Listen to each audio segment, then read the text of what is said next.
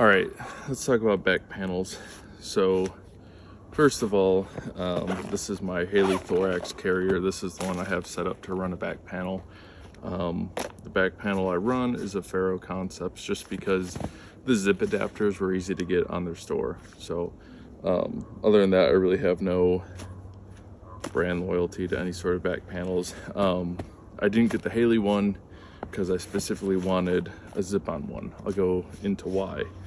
So the back panel, I have two compartments on here, and then there's a hydration compartment behind it, because with these Ferro ones you can stack the back panels, so I got two on here. So in the top one I kind of keep like some mission critical stuff, so I'll keep like a phone charger and cable, because with that I can route it to the front of my my admin pouch. I keep a spare antenna. This one's from Cattail Antennas. And then inside of here, I run one of the Ferro, I don't know, it's like their triple elastic mag pouch, but just to be able to organize a little bit. So inside I'll keep one of these little S light things that I can put on my helmet or make a buzzsaw out of. Another antenna adapter for my radio. I keep gun lube in here with a Ranger band, just for spare.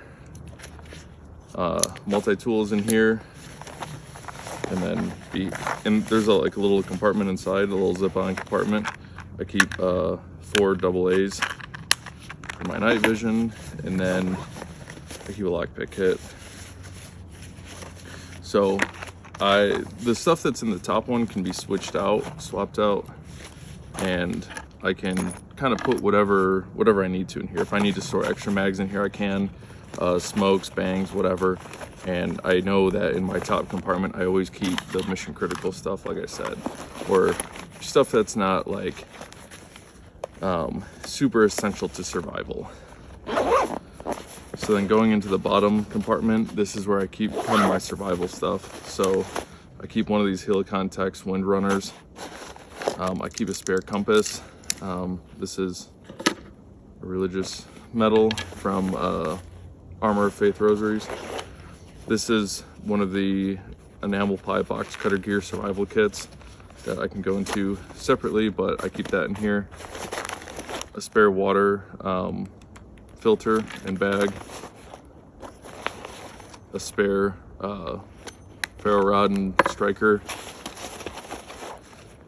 A Bic lighter with a Ranger band to keep the button from being depressed.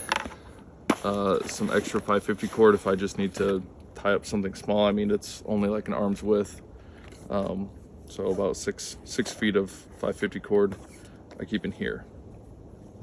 So you know, a lot of people will say that you don't need a back panel unless you are in like a team and you're doing assaulting stuff and you need teammates to be able to access stuff in your back panel and all that. And part of me agrees with that, but then part of me disagrees, because the thing with running a normal ruck, or even just like a small day pack, is that if you need to don your gear, you have to put on your day pack, or I'm sorry, you have to put on your carrier, and then you have to put your day pack on over it, and then you have to situate all the straps and make sure it's all, you know, buckle tight and all that. So with this is a system that's all built into one, and I can quickly remove it, and I'll show you in a second. So the only other thing I didn't go over is just there's a hydration pouch in the back here, and it's got like a little elastic band to retain your bladder. I didn't put a bladder in here just for this trip, just because I'm just kind of hanging out at the campsite and doing some day shooting. So, but yeah, normally I can keep my hydration, I can keep some baseline survival stuff, and then some kind of mission critical equipment that I can swap out if I need to. And then all of this can be taken off fairly easily and swapped out if I need to.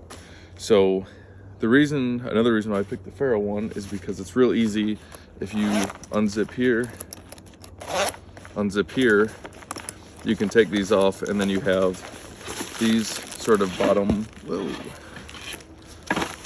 bottom tabs here that you can undo. It's like a Tegris, and then when you come to the top, there's these two Tegris tabs that go into the top part. So here's my back panel. So it's the size of a very small day pack. Even if you have a water bladder on here, it's a really small day pack. You can put IFF on here or nothing if you want to, or, you know, there's accessories here where you can put additional stuff.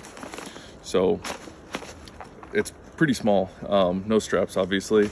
Now, getting into the actual adapters themselves, the only thing I don't really like about this Ferro carrier, or I'm sorry, this thorax, is that when you get to the top, there's not enough columns of moly on the very top row for these adapters. I mean, obviously it's not made for these adapters, but the problem is that it just kind of hangs, so I had to zip tie the top portion. But other than that, I mean, I've routed an antenna here so it sits underneath the back panel. So if I take this off, I can easily run this underneath a jacket or, you know, in a vehicle or do whatever, and it only takes a couple seconds to take it off. So here's kind of the main reason why I did this sort of system. So this is my Crossfire DG3, and on the DG3 you have enough moly on the front to where you can